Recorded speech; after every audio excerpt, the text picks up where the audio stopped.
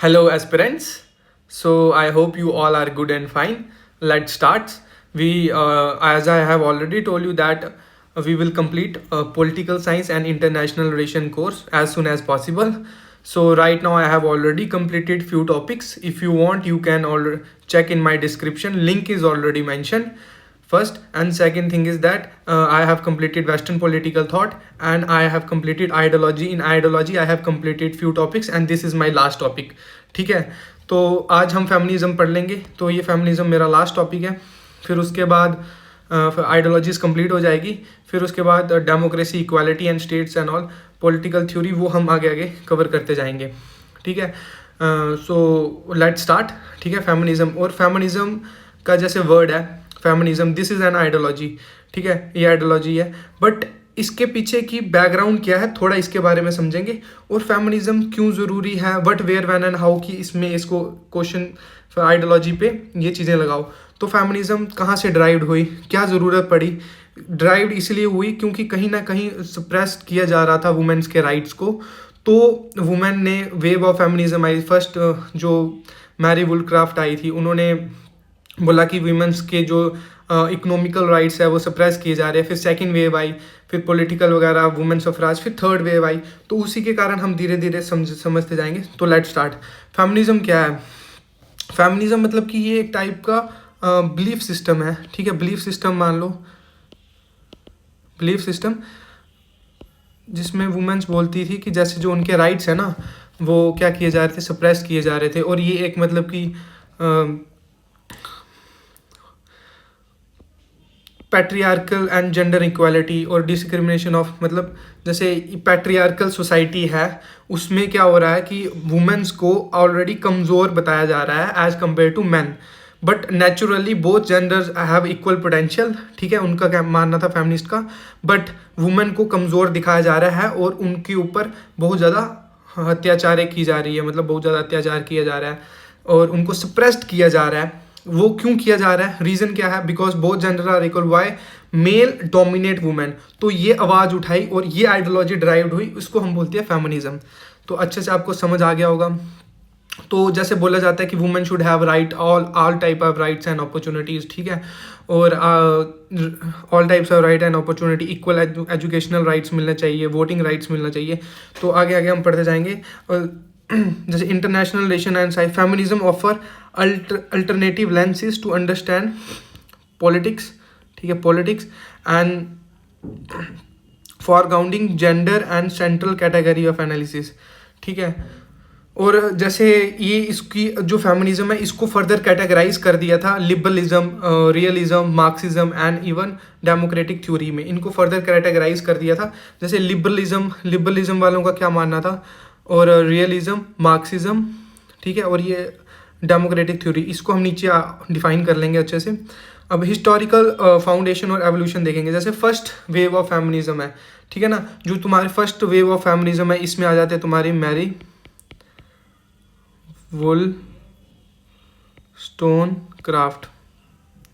ठीक है, मैरी वुलस्टोनक्राफ्ट. ठीक है, और जीएस मिल भी आ जाते हैं. जीएस मिल ये आ जाते हैं हमारे फर्स्ट वेव ऑफ फेमिनिज्म. ये 19 से लेके 20वीं सेंचुरी में हुई थी. ठीक है, और इनका क्या मांगना था, ये बोलते हैं कि जैसे हमारे लीगल राइट्स हो गए, लीगल राइट्स, वुमेन सफराज. ठीक है, वुमेन सफराज हो गए, लीगल राइट्स हो गए और प्रॉपर्टी राइट्स. ठीक है, इनके ऊपर इन्होंने वो किया था, focus on legal political rights and women suffrage. और ये दो इंपॉर्टेंट इसके आगे फेमिनिस्ट आगे जीएस मिल. अब बोला गया कि प्लेटो है, प्लेटो भी फर्स्ट फेमिनिस्ट नहीं बोल सकती है, बट उन्होंने भी पहले ये फेमिनिज्म के बारे में बोला गया कि उन्होंने बोला man and women have equal potential. ठीक है ना, तो प्लेटो को बोलते नहीं है फेमिनिस्ट, बट फर्स्ट फेमिनिस्ट ये आ जाता है मैरी वुलस्टोनक्राफ्ट, और दूसरा हम जीएस मिल को ले लेते हैं. बट प्लेटो को भी आप बोल सकते हो कि उन्होंने फेमिनिस्ट के बारे में बोला. उन्होंने बोला है कि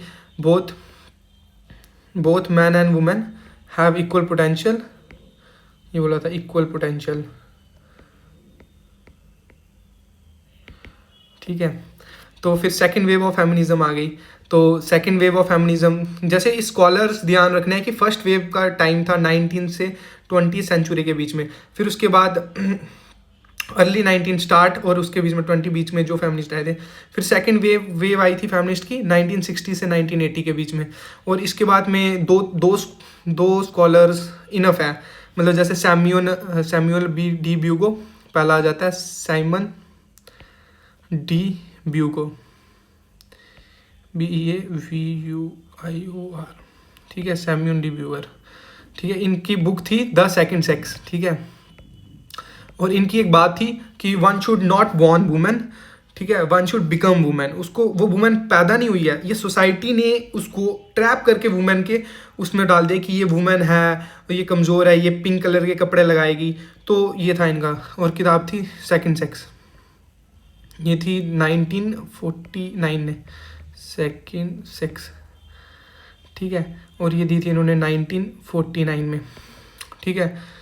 और ये फोकस किस पे करते हैं? Family, sexuality, work place discrimination और रिप्रोडक्टिव राइट्स, जैसे ये सैमुअल डी ब्यूगो। और पैट्रियार्की। अब पैट्रियार्की क्या वर्ड है, थोड़ा इसके बारे में समझ लेंगे ना तो फेमिनिस्ट को आराम से समझ लेंगे।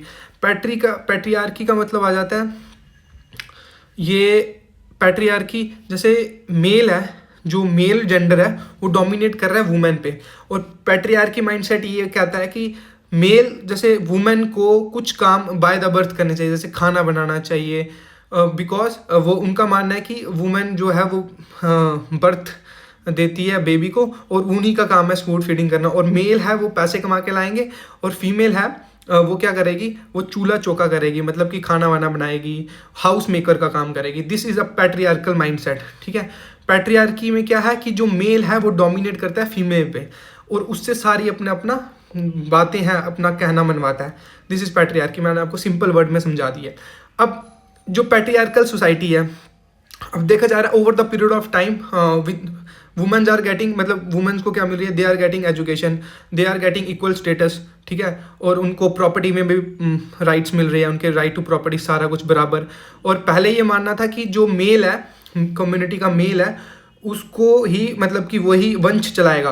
बट अब आगे आगे देखा जा रहा है कि ये सिर्फ जेंडर स्टीरियोटाइप है। स्टीरियोटाइप का मतलब कि एक बायसनेस बनाई हुई है वुमेन के लिए, कि जैसे जो वुमेन है अगर वो शादी कर लेगी तो वो पराये घर में चले जाएगी। बट अभी आगे आगे देखा जा रहा है, जैसे चेंज आ गया, ये पोस्ट मॉडर्न का टाइम चल रहा है, तो इस टाइम के बाद आगे चेंज आ रहा है। चेंज में ये बता रहा है कि women are also becoming self independent.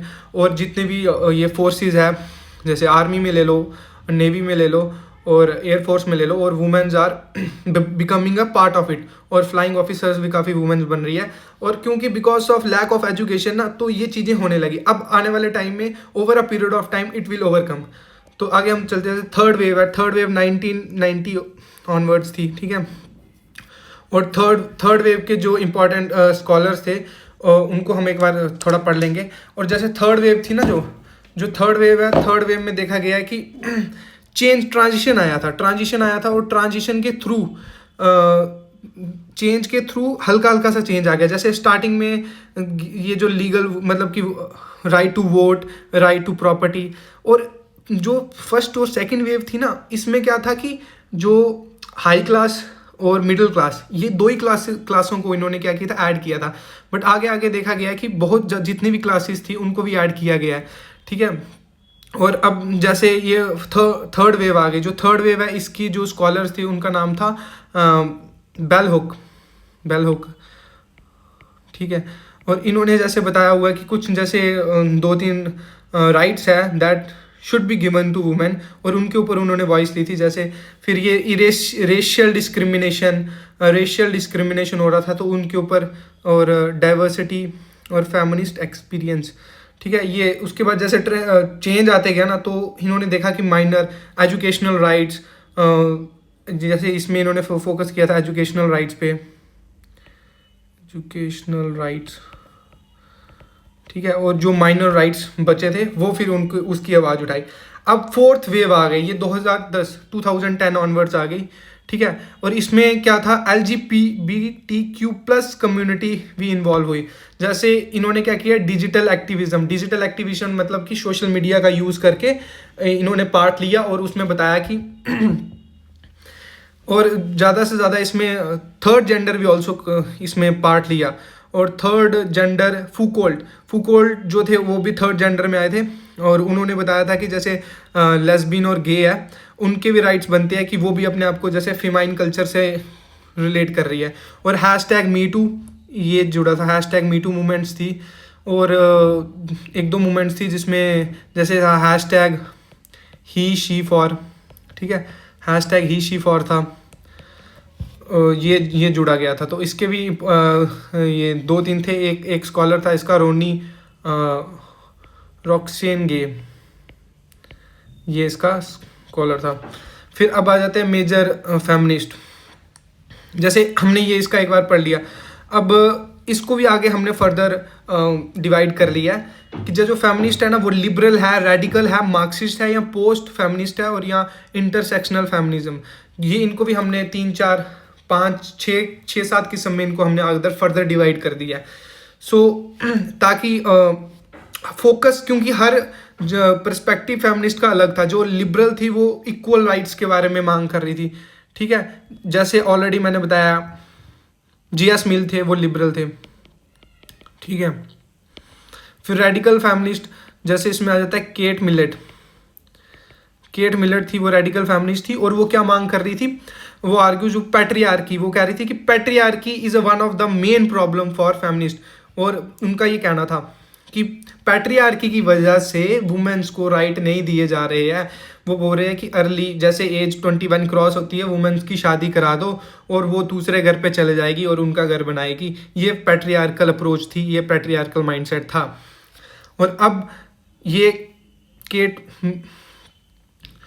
Millet थी, उनका ये कहना था कि भाई मतलब कि चेंज आना चाहिए, चेंज आएगा। जैसे traditional power relation and male dominance से उनको बहुत बड़ी प्रॉब्लम थी, खास करके ये मेल डोमिनेंस, ठीक है। फिर मार्क्सिस्ट आ जाते हैं, और मार्क्सिस्ट का क्या मतलब आ जाता है, मार्क्सिस्ट सोशलिस्ट फेमिनिज्म। मार्क्सिस्ट को क्या प्रॉब्लम, मार्क्सिस्ट का कॉन्सेप्ट समझोगे, मैंने ऑलरेडी पिछली वीडियो में कवर कराई हुई है, तो आप मार्क्सिस्ट को एक बार समझ लो। मार्क्सिस्ट का ये कहना है हैव्स और हैव नॉट्स के बीच में उन्होंने बोला है 2 क्लासें होगी, एक ऑप्रेस्ड होगी जो, और एक ऑप्रेसर होगा। ऑप्रेसर क्या कर रहा होगा, ऑप्रेस्ड कर रहा होगा एक क्लास को, ठीक है। तो मार्क्सिस्ट का ये कहना है कि यू हैव टू डिसाइड कि from where you will get the change कहाँ से आएगा। चेंज आएगा, उन्होंने बोला है कि अब जैसे मॉइज्म वाला कॉन्सेप्ट यहाँ से लिखा है मार्क्सिस्ट, ये मैंने ऑलरेडी पिछली वीडियो में कवर करा दिया, मैं एक बार फिर बताता हूँ। मॉइज्म में बोला हुआ है कि चेंज आएगा बैरल ऑफ द गन। फिर उसकी आइडियोलॉजी पे ही सारा नक्सलाइट बेस्ड है। बस ये शॉर्ट में बता दिया, वीडियो का लिंक है, आप देख लेना इसको। मार्क्सिज्म, सोशलिस्ट और फेमिनिज्म ये कहते थे कि gender operation because of capitalism, क्योंकि फीमेल्स के पास इक्वली पोटेंशियल नहीं है कैपिटल की, तो तभी वो मेल के अंदर डोमिनेट करती है। अगर उनके पास अच्छे से जॉब होगी तो वो अपना राइट्स और अपनी वॉइस आगे उठा सकेंगी, ठीक है। अब पोस्ट मॉडर्न फेमिनिज्म का क्या कहना है। पोस्ट मॉडर्न फेमिनिज्म बोलती है जैसे मार्क्सिस्ट के बाद पोस्ट मॉडर्न आ गया, ठीक है ना। और इनका था कि इनका नाम था फेमिनिस्ट का, जैसे ये आ गया बटलर, जूडिथ बटलर, ठीक है, Judith Butler.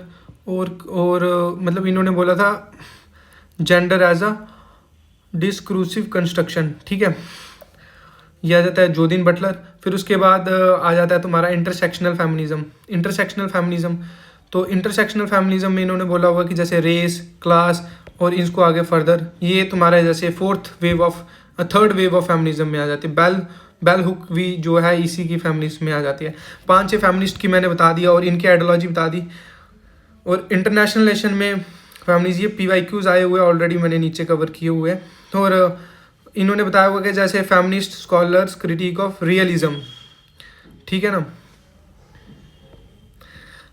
Gender laboured and emphasise on women peace building, ठीक है।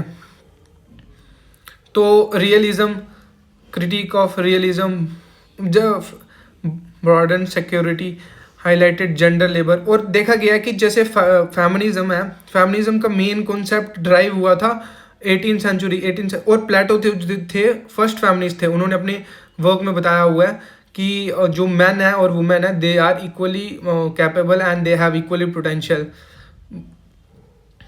ठीक है।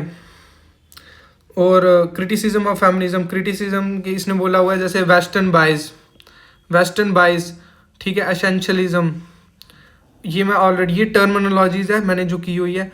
ऑब्स्ट्रक्शंस और इंटरनेशनल डिसएग्रीमेंट, इनको मैं समझा देता हूँ। जैसे वेस्टर्न बाइज में इन्होंने बताया हुआ है कि ये इग्नोर किया इन्होंने, मतलब ये वेस्टर्न बाइज थे जैसे वेस्टर्न वाली, और इन्होंने काफ़ी ज़्यादा चीज़ें इग्नोर कर दी थी जैसे जो ज़रूरी थी, जैसे पॉवर्टी, क्लास ऑपरेशन और कॉलोनियलिज्म,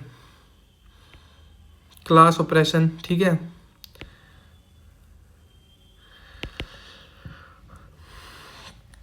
और ये ओवर एम्फसाइज हो गए थे, ठीक है, ओवर एम्फसाइज, निगलेक्ट, और इन्होंने मैन की जो इशू थे ना, मैन के इशू को भी निगलेक्ट कर दिया था, जैसे कि मेल मेंटल हेल्थ हो गई,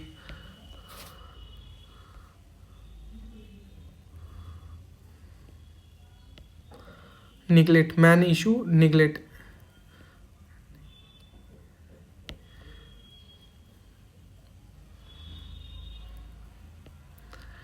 मैन इशू, ठीक है।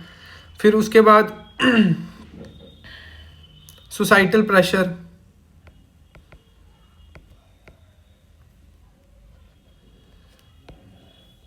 मैन इशू, सोसाइटी प्रेशर और इंटरनल इशू। कंक्लूजन में हम मतलब कि जो फेमिनिज्म है, जैसे इंडियन फेमिनिस्ट थे जैसे राजा राम मोहन रॉय, ठीक है, ईश्वर चंद्र विद्यासागर, इन्होंने रिफॉर्म लाए थे। और ये आ जाता है सावित्री बाई फुले। अब इनका मैं रोल बता देता हूँ। इन्होंने एजुकेशन प्रोवाइड की थी शेड्यूल कास्ट और जो डिप्रेस्ड क्लास थी, ठीक है, उनको एजुकेशन प्रोवाइड की थी और रात को टीचिंग करते थे।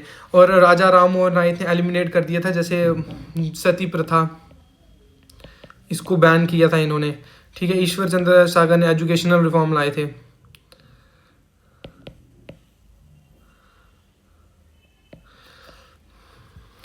जो ये मैंने सारे कीवर्ड्स हैं, कीवर्ड्स को डिफाइन किया हुआ है, ठीक है। और अगर और मैंने अपना चैनल का एक टेलीग्राम पे ग्रुप बनाया हुआ, उसमें मैंने पूरे इसी टॉपिक के फुल नोट्स, जैसे इसमें वेस्टर्न बायस है कि ये ज़्यादा वेस्टर्न बायस था, इन्होंने पॉवर्टी, क्लास ऑपरेशन, इन पे ध्यान नहीं दिया। ये ऑलरेडी उस पूरी पीडीएफ में ऑलरेडी फुल एक्सप्लेन्ड है, आप एक बार उसको कर लेना।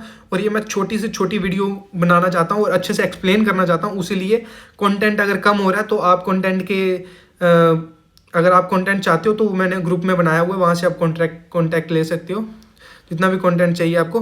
पहली बात। दूसरी बात ये कि मैंने मेन चीज़ आपको बता दी है कि स्कॉलर्स है उनका क्या ओपिनियन था, first wave, second wave, third wave आई, लिबरलिज्म, मार्क्सिज्म, ठीक है, रेडिकल फेमिनिस्ट थे, उनका क्या क्या ओपिनियन था,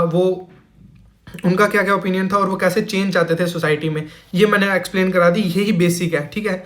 और अब PYQs भी इसी पे आए हुए हैं। ये जैसे पेपर 1 में आया था, personal is political, major stand of feminist political theory, ये इसके पढ़ के ये सारे एक्सप्लेन हो जाएंगे। जैसे मार्क्सिस्ट और सोशलिस्ट फेमिनिस्ट एनालिसिस, तुमने मार्क्सिस्ट का पहले मैं बताना है कि मार्क्सिज्म क्या है, फिर इसके फेमिनिस्ट को कोट करो और फिर आंसर फ्रेम करो। जैसे मार्क्सिज्म का क्या ओपिनियन था, ठीक है। मार्क्सिस्ट को पहले तुम्हें मार्क्सिज्म की आइडियोलॉजी पता होनी चाहिए कि मार्क्सिज्म का कॉन्सेप्ट है कि जो कैपिटलिस्ट है वो एक्सप्लॉइट कर रहे हैं, क्लास होनी चाहिए स्टेटलेस सोसाइटी होनी चाहिए, क्लासलेस सोसाइटी होनी चाहिए, और कम्युनिज्म का कॉन्सेप्ट होना चाहिए। फिर इन्होंने देखा गया कि वुमेन्स के पास पैसे नहीं है तभी उनके साथ एक्सप्लॉइटेशन हो रहा है, मार्क्सिस्ट के साथ इसको लिंक करो। फिर सोशलिस्ट के साथ है कि resources of the society is distributed and divided amongst the equal to all, तो जितने भी रिसोर्सेज है सोसाइटी में इक्वली इसको डिवाइड करो, ठीक है। फिर फेमिनिस्ट थ्योरी, इंटरसेक्शनैलिटी इन फेमिनिस्ट थ्योरी, तो उसको इंटरसेक्शन में कैसे डिवाइड किया, वही 1 2 3 4 कैटेगरी ऑलरेडी पूरी मैंने बता दी है। Role of women in Indian politics तो role of women in Indian politics कैसे है ये आप पढ़ोगे। और फिर जैसे देखा गया है कि पॉलिटिक्स में, अब हम एग्जांपल ले लेते हैं वेस्ट बंगाल की। वेस्ट बंगाल में जो CM है इस टाइम पे ममता जी, वो भी वुमेन है, तो उनका क्या क्या रोल है पॉलिटिक्स में, तो आप उनकी एग्जांपल देके चल सकते हो इसमें, ठीक है। तो role of women in Indian politics, और अभी देखा गया है कि कंपलसरी सीट फिक्स कर दी है वुमेन्स के लिए, स्पेशल कोटा दे दिया है कि इतनी % वुमेन होंगे ही होंगे। तो अब आगे आगे वुमेन्स को इक्वली राइट्स मिल रही है, तो they have equal potential as compare to man to express themselves. तो आगे आगे ये उसके बाद फेमिनिस्ट क्रिटिक ऑफ रियलिज्म, तो रियलिटी में क्या है और रियलिज्म का कॉन्सेप्ट है, और फेमिनिस्ट की क्रिटिक क्या है। क्रिटिक का ऑलरेडी मैंने बता दिया कि वेस्टर्न एंड मिडिल क्लास, मतलब कि उन्होंने उसको इग्नोर कर दिया था और इशू इग्नोर कर दिए थे, लाइक जैसे पॉवर्टी हो गया, क्लास ऑपरेशन और कॉलोनियलिज्म, ठीक है। और ओवर एम्फोसाइज किस पे कर दिया था उन्होंने, क्रिटिक के बारे में बता रहा हूँ, जैसे उन्होंने कर दिया था मार्क्सिस्ट फेमिनिस्ट, मतलब मार्क्सिज्म पे, ठीक है ना। जैसे उन्होंने बोला था कि वुमेन है जो operation in rooted in capitalism, ठीक है। फिर उन्होंने नेगलेक्ट कर दिया था कि मैन इशू हो गया, ये this is the criticism of feminist. और दलित फेमिनिज्म, और दलित है जैसे ये रहती है तुम्हारा सावित्री बाई फुले, तो और इन्होंने दलित के खिलाफ काफ़ी वो किया था, स्टार्ट किया था। फिर उसके बाद एक फेमिनिस्ट थी साउथ में थी, जिनके ऊपर ब्रेस्ट टैक्स लगता था, अभी मेरे को नेम नहीं रिकॉल कर पा रहा हूँ, तो हाँ उनको ब्रेस्ट टैक्स लगता था, एक बार आप देख लेना, तो वो उनको भी आप कोट कर सकते हो, वो दलित फेमिनिस्ट थी। तो ठीक है, इसी के साथ मैं वीडियो को ख़त्म करता हूँ, और लाइक शेयर और कमेंट करो, और अच्छे से इसको शेयर करो ताकि मैं नेक्स्ट वीडियो और जोश के साथ ला सकूँ। ठीक है, बाय।